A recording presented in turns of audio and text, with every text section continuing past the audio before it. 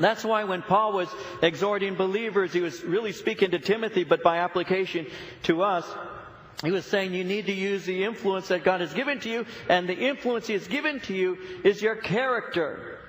That's the way you are as a person.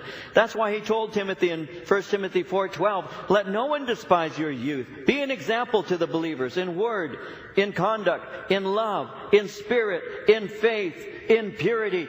Use that influence for good and be a model so that when people look at you, they say, this person loves the Lord Jesus Christ. This is a person that if he were taken into a court of law and was being tried for being a Christian, there would be enough evidence to convict him.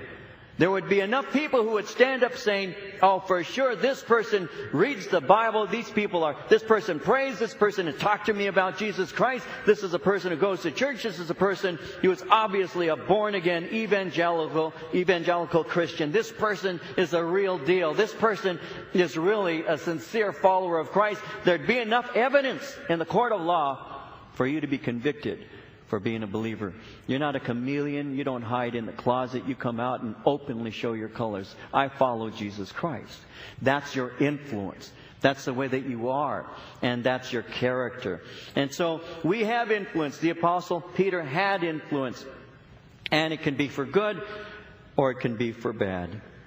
Because the way that I live my life can cause people to disregard and dishonor God. When Paul was writing in Romans chapter 2, verse 24, speaking to the nation of Israel, he said, the name of God is blasphemed among the Gentiles because of you.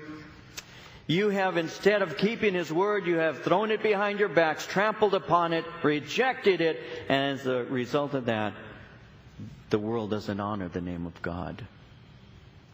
You see, I can be an influence for good. I can be an influence for evil. But I can also be influenced. That's one of the reasons why I need to choose my friends wisely. I have friends, and in the past I've had those whom I knew that I would really refer to as more of a ministry. Friends are people that I can put my arm around.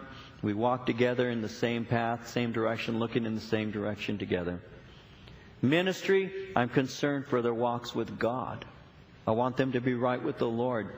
I pray for them, I minister to them, I care about them, but I also know of their influence. I have good friends who can be an influence for good.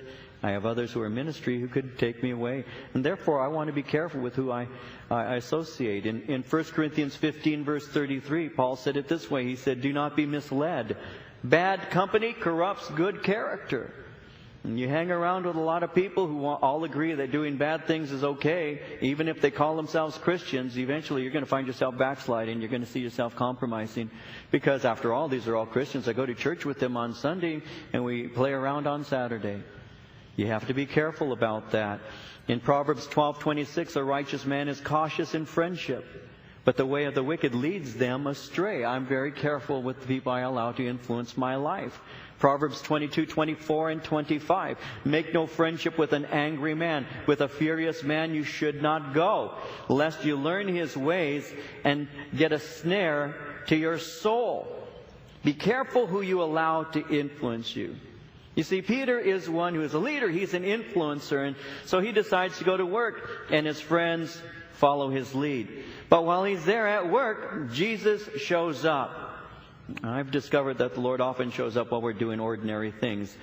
And He usually shows up to show us how hollow and fruitless our lives are without Him on the job with us. And so that's what's taking place here. Notice in verse 3 how it says, they went out and immediately got into the boat. And that night, they caught nothing. You see, when you're not obeying the Lord in your life, all your pursuits bear no fruit. It doesn't simply affect you, it affects everybody else. It affects your family too. And so there they are, fruitless. They caught nothing. Verse 4, but when morning had now come, Jesus stood on the shore, yet the disciples didn't know that it was Jesus. Then Jesus said to them, children, have you any food? And they answered Him, no. And He said to them, well, cast the net out on the right side of the boat, and you'll find some. So they cast, and now they were not able to draw it in because of the multitude of fish. And so it's now morning, so it's dark. They're looking and they see a figure, but they can't make out who that person is. They're preoccupied with their fishing. They cannot clearly see him, but he clearly sees them. And so he calls out to them, "Children, have you any food? You've been laboring all night and you've been busy. What's the fruit of your labors?" Their answer, "We don't have any fruit to our labors. We've caught nothing." And so he gives to them something to do. Cast the net on the right side of the boat. You'll find some. Now think about that for a minute. How many fishermen do I have in here? I have a few, don't I? Yeah, you like to fish, right? So you're there in a boat, and you got your line on one side, and you haven't caught anything all night. And so the captain comes walking in and says, "Well, stupid. Get on the other side of the boat." "Oh, yeah, that makes sense to me." So you go on the other side. "Are you kidding me? Are you kidding me? It's just a small boat." I mean, what the fish are saying, "Ooh, it's a good thing that I'm on the left side, else I'd have been caught." Does that make any sense to anybody here? Sometimes the Lord will tell you to do something. He does it through His Word and by His Spirit. That may not make sense at the moment. But it's wise because you know the Spirit is telling you it's wise to obey. Marie and I and her younger brother Ronnie went to a Christian concert at the Anaheim Convention Center back in the mid-70s. And late 70s. And it's a big convention center, as you know. It's circular. And we got there, and we were supposed to meet two other couples. We all came in separate vehicles, but there were so many people there and so many cars, and we didn't agree on exactly the time to meet. We just said, "We'll see you when we get there," and we forgot that we didn't tell them where to meet us or what time to meet us.